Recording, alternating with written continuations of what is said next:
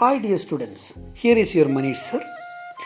In our last class of class 9th Democratic Politics, chapter Electoral Politics, we discussed all the major topics of the lesson as well as the election of Haryana, where how Devi Lal became the chief minister and how he lost power later.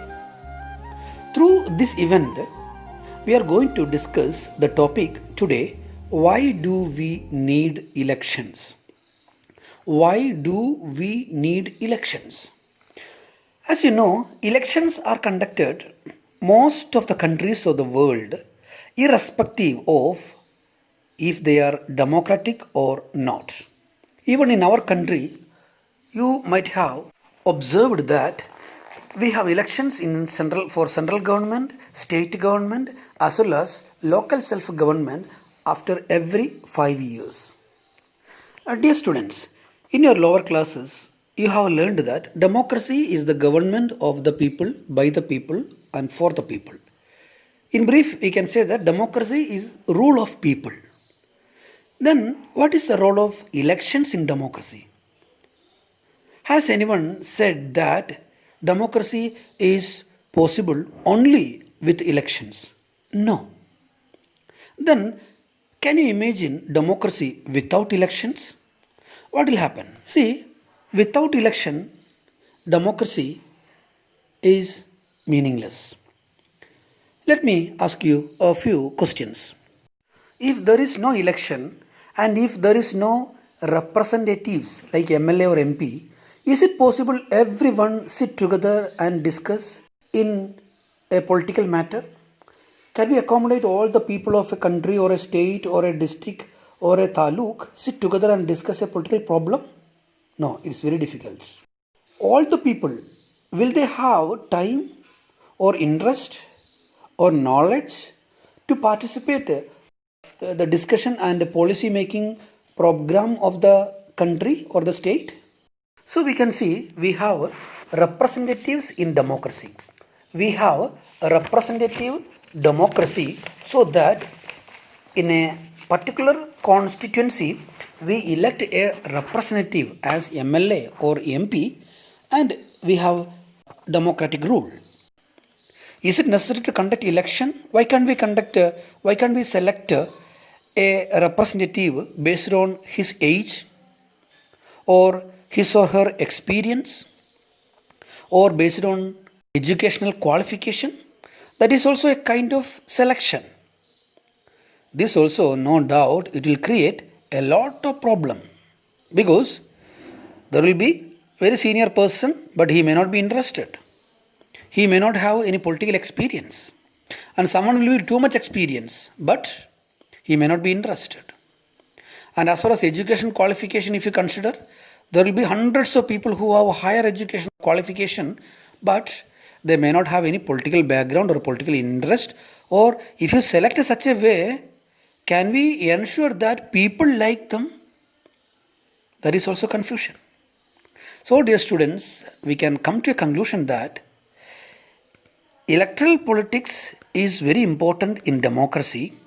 So we need a mechanism to select interested and eligible people by the people to rule themselves with regular intervals. That is why we have elections. That is the importance of elections. Without election, it is very difficult to select people in democracy. Elections give three important choices to people. Let us see what are those three important choices. First of all, people can choose who make law for them. Usually you can see that people are well aware of every political party. How is BJP, Congress or Janata Dal or the CPI or CPM or any party. People have clear-cut idea. How is their policies, how do they perform all. So elections give a choice to the people to choose who make law for them. Law, L-A-W. Because in a democratic country, law is very important because government rule based on law. Secondly, people can choose who form the government and take major decisions. This is very important in democracy. Forming government is not a matter, but the elected representatives of a particular political party should have the courage to take major decisions. That choice also the people get.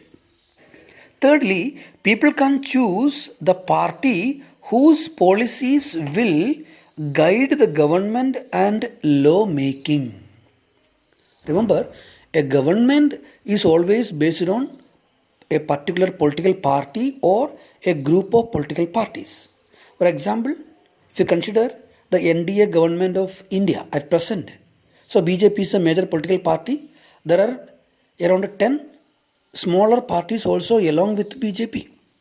So, election give a chance to the people to select which party has good policies and which party is stronger to guide the government or to enable the government to form the policies and frame the decisions for the welfare of the people. So this is another important effect of political competitions. Dear students, now let's see another important topic. What makes an election democratic? Remember, elections can be conducted by any country or anyone. But in democracy, it is very important to ensure that whether elections are democratic or not.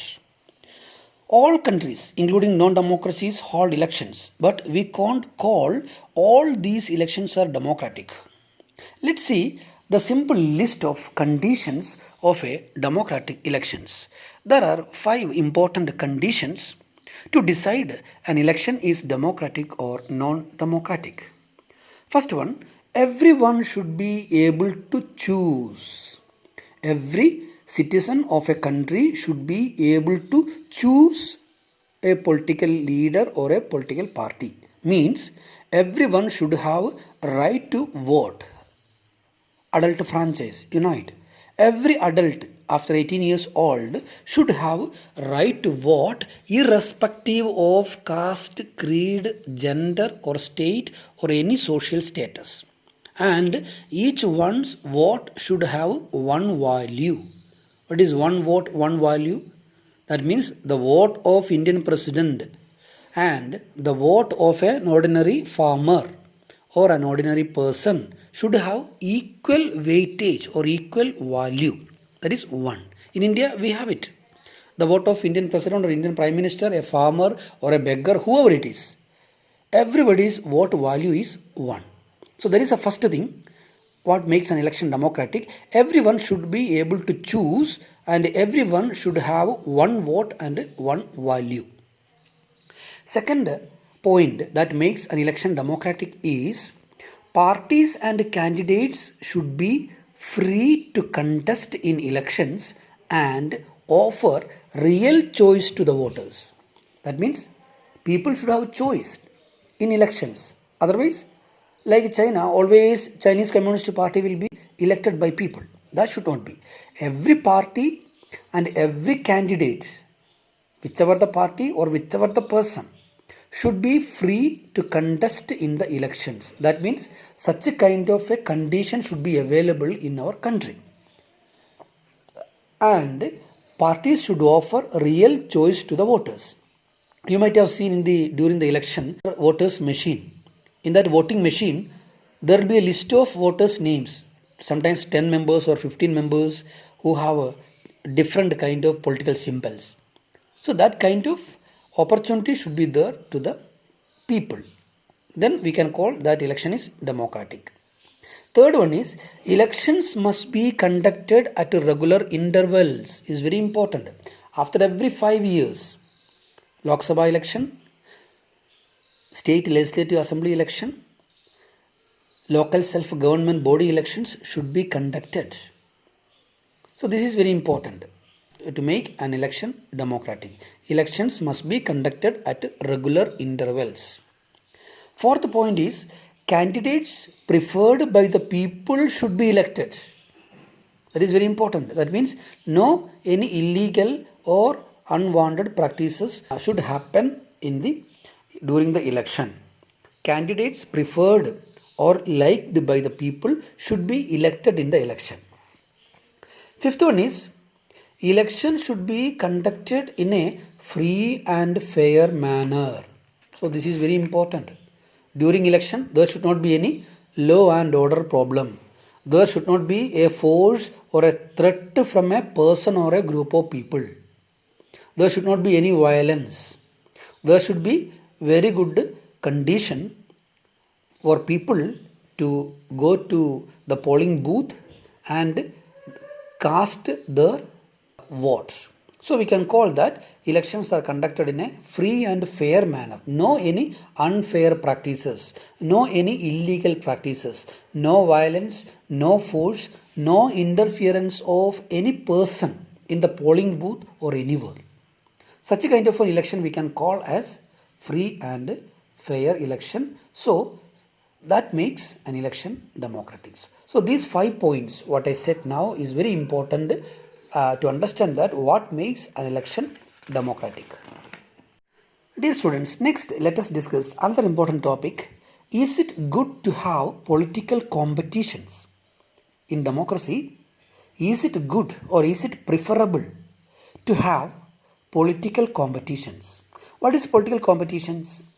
You might have heard in the newspaper or TV or outside in the public, there will be always political competition between BJP, Congress, Janata Dal or CPM or Forward Bloc, whichever the party.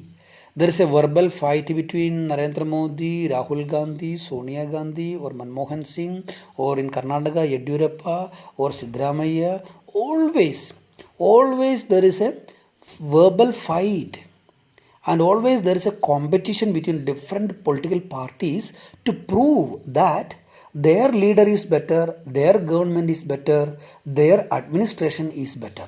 There will be strikes, there will be blaming, there will be even manual fighting between the partisans, etc. etc. So this is called political competitions.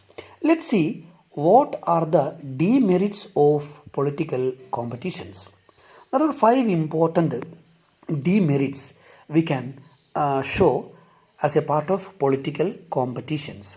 First one, it creates a sense of disunity. Political competitions creates a sense of disunity. You are Congress, I am BJP. So that creates a disunity between you and me. Even brothers, sisters in the same family will have different political party background. So we can say political competition always creates a sense of disunity as well as factionalism. Second one is, it leads to party politics. Party politics is not necessary in democracy, but always we can see parties fight each other. They have their own allegations, their own complaints, their own blaming and their own verbal fights. So this party politics is not necessary to improve the welfare of the people. So we can consider it as a demerit of political competition. Third one is, parties and candidates use dirty tricks to win elections. So this is a bad effect of political competitions. Many political parties and candidates, they use dirty tricks. Sometimes they use violence, force, sometimes they use money, sometimes they use any materials and force people to do vote for their party. So parties and candidates using dirty tricks to win election is a demerit of political competition. Fourth one is, we can't make long-term policies. These political parties always fight each other. They change even after 5 years. So what happened? For a country's benefit, we can't make a long-term policies. What happened? 3 years, Congress, BJP will be ruling. After, again Congress comes. After 3 years, again BJP comes. So these alternative years, different political parties come to power, do not allow us to make long-term policies. Next one is, good people who wish to serve country stay away due to the party politics. Because Many people are there, many good people. If you consider in our country, in Karnataka or India, there are very good people who wanted to do a lot of service to the people.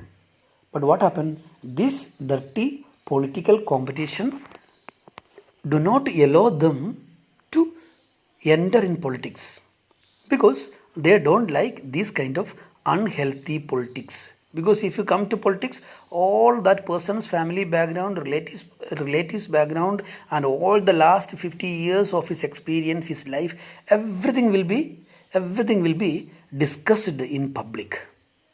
So many good people stay away because of these dirty political competitions. So these are the 5 important demerits, drawbacks of political competitions. Dear students, now let us see what are the merits of political competition. What are the positive effects of political competitions? Our constitution makers were well aware of all these problems of political competitions, even though they selected election as an important tool of democracy. Let us see what are the important reasons of these, or which are the important merit of political competitions. First of all, the electoral system or the democratic system works in a long run only if there is political competition. So we can say the democratic system or the government system works in a long term or in a long run if there is political competition. Second one, political leaders all over the world have a desire to improve their career. So you know that every leader or every political leader has a desire to improve his career. So they need a political competition to prove themselves how better they are compared to others. So the more realistic way to improve the quality of leaders and political system is to give reward and punishment. So you can see always we have reward and punishment. If you children do something good, we give reward. If you don't do, we even give punishment like writing imposition. So in politics also it is necessary to improve the quality of political leaders as well as political parties. So there should be a mechanism or a system to reward the political leaders when they do something good and to punish them when they do something wrong. Who will decide this reward and punishment? Definitely in democracy, people should decide the reward and punishment for all the political leaders. This is what an electoral competition does. This is what an electoral competition does in a country. Every 5 years, there is an election in central government, state government, as well as local self-government bodies. No leader or no party is permanent. Every political party, every leader knows that he or she will be verified, will be evaluated, will be judged by their performance by the people in next election. So in political competition, every political party, every leader try to project themselves how better they are compared to others. Their chance of victory, the leaders' chance of victory depends upon their contribution to the development of the country. Their chance of victory depends upon how successful they were to solve the problems of the people. If they fail to satisfy the people, no doubt they will not win in the next election. You can see Manmohan Singh 10 years before. When the government was unable to satisfy the people, Narendra Modi came to power. And now Sri Narendra Modi is in second time as a Prime Minister of the country. Why did the people elect him again? Because his performance when he came to power in the first time satisfied the people of the country. And they felt that his rule is far better than compared to the previous government. So this is how even a market works. You can see if you go to a shop to purchase a a notebook or pen or something, if the if that shopkeeper give you good quality item and with a cheap rate, you will be happy and you will visit only that shop again. What happens if you do not give you a quality item, or if you take new if you take more amount, definitely you will change the shop and you will visit another shop. So every political party or government try their level best to do something for the welfare of the people, fearing that they would be defeated in the next election. This is what an electoral competition does. Every electoral competition, the political parties or leader try to show how good or how better they are compared to other political parties or other leaders. They will try to do their level best for the people so that they expect that they will be elected again. So we can say that electoral competition improves. Electoral competition develops the quality of leaders, parties, and ultimately the government. Dear students, I hope you understood what I discussed so far. In next class, we will study about what is our system of election in India. You have to read these 2 pages what we discussed today. It's a big chapter. So you have to read twice or thrice the chapter what I discussed so far, and what are the doubts you have, please convey to me. Thank you.